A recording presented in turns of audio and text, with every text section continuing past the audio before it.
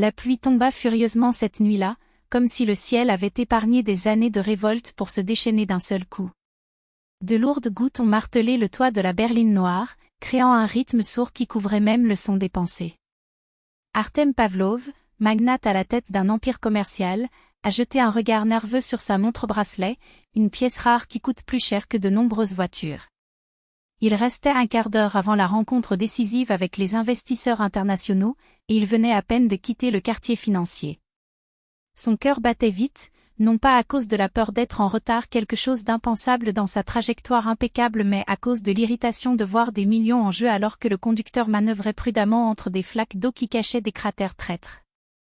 L'intérieur de la voiture, une oasis de cuir italien et de parfums d'eau de Cologne importés, contrastait avec le chaos extérieur. C'est alors que quelque chose la distrait. Parmi le flou des gouttes qui coulaient sur la vitre, une silhouette immobile attira son attention, une femme, trempée jusqu'aux os, accroupie sur le trottoir d'un carrefour. Il portait un manteau usé jusqu'à la corde, déchiré par l'humidité, et tenait d'une main un sac en plastique déchiré tandis que de l'autre, il tenait contre sa poitrine un bébé enveloppé dans des couvertures usées. Ses lèvres remuaient en murmures, comme pour tenter de calmer l'enfant avec des mots portés par le vent. Artem sentit quelque chose se briser en lui.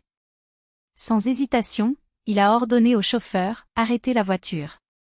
Maintenant ». Le chauffeur, surpris, obéit. Avant que la limousine ne s'arrête complètement, Artem poussait déjà la porte, ignorant le rideau d'eau qui l'inondait en quelques secondes. En s'approchant, elle a vu un mélange de terreur et d'incrédulité dans les yeux de la femme. Elle n'était clairement pas habituée à ce que des hommes en costume Armani et en montre de luxe s'adressent à elle. Mais il y avait plus encore, une résilience obstinée, un instinct maternel que même la tempête ne pouvait effacer. « Avez-vous besoin d'aide » demanda-t-il, surpris par sa propre voix. Elle hocha la tête, presque imperceptiblement, ses doigts tremblants serrant fermement son fils.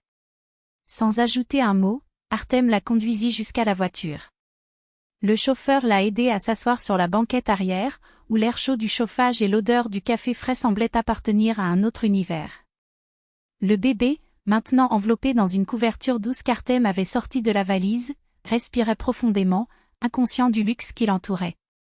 La femme regardait tout avec méfiance, comme si elle s'attendait à ce qu'à tout moment la porte s'ouvre et la rejette dans la rue. « Quel est ton nom » demanda-t-il avec une douceur qu'il ne reconnaissait même pas, Alina.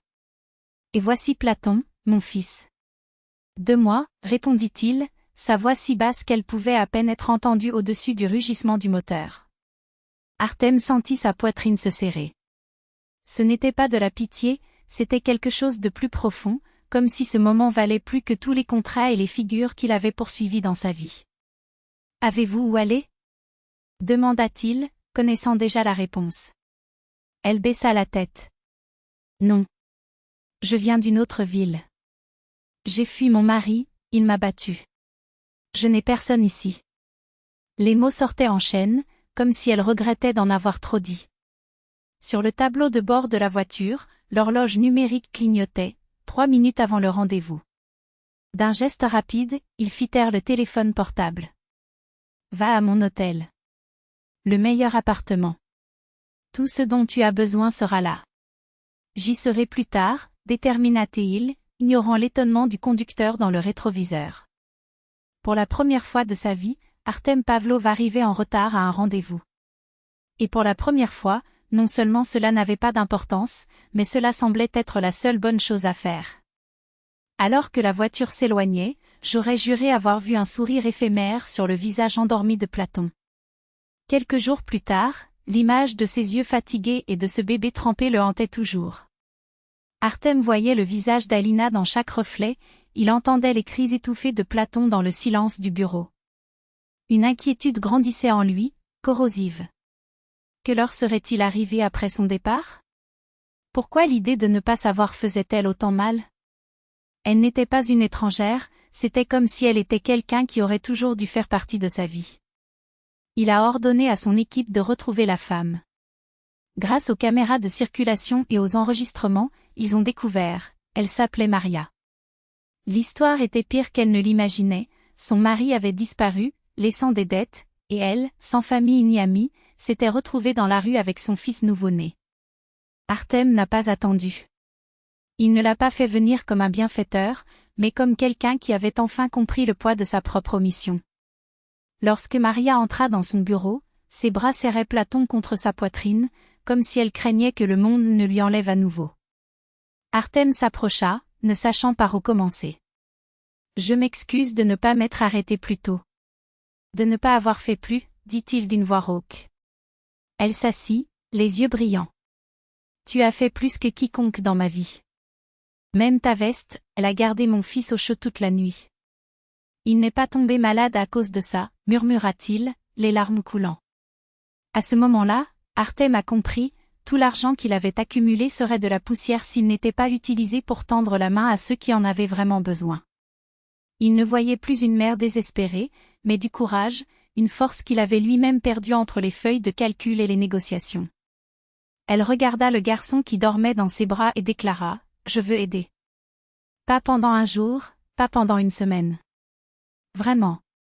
Si vous me le permettez. » 2 mois plus tard, Maria et Platon vivaient dans la maison d'hôte sur leur propriété. Ce qui a commencé comme un geste caritatif s'est transformé en quelque chose de bien plus grand. Elle, intelligente et généreuse, a refusé l'aumône et a insisté pour redonner. Elle a trouvé un emploi dans l'une de ses fondations, a appris à gérer des projets sociaux et a rempli sa maison auparavant froide et silencieuse de rires enfantins, d'odeurs de pain fait maison et de conversations dans la lumière du coucher du soleil sur le porche. Un après-midi, alors que le soleil dorait le jardin, Artem trouva Maria en train de bercer le berceau. Il s'assit à côté d'elle, tous deux absorbés par le crépuscule. « Vous avez changé ma vie », a-t-il avoué, surpris par sa propre sincérité. « Je pensais avoir tout, mais rien n'avait de sens avant toi. » Elle sourit, sans tourner la tête. « Et tu m'as rendu le mien. Pas seulement un toit, mais la foi en moi, dans les gens. » Lorsque leurs mains se rencontrent, tout semble se mettre en place. Le passé est derrière nous. C'est alors qu'une nouvelle histoire a commencé écrite non pas dans des contrats ou des relevés bancaires, mais dans des choix qu'aucun argent ne pouvait racheter. Un simple acte de gentillesse avait redéfini 2 destins, prouvant que les plus grandes richesses sont celles que l'on se sauve mutuellement.